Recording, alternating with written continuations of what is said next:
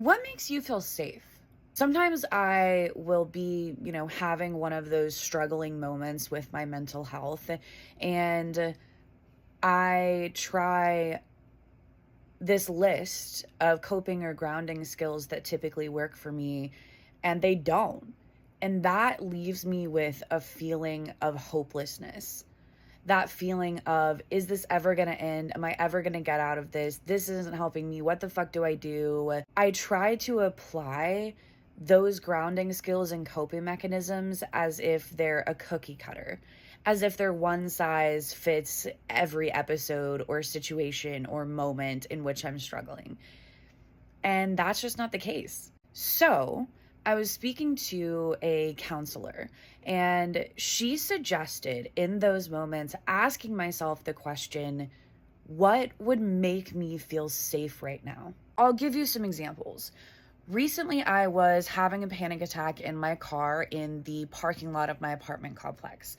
But having the panic attack in the car was giving me this feeling of unsafety, especially with my anxiety, my paranoia, those types of things.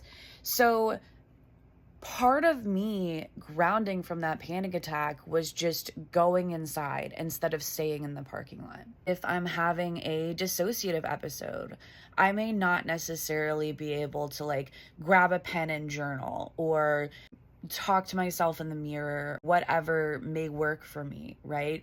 Sometimes I just have a cat next to me, and it may make me feel safe in that moment to reach over and pet that cat and know, wow, okay, this cat is soft. This is my cat.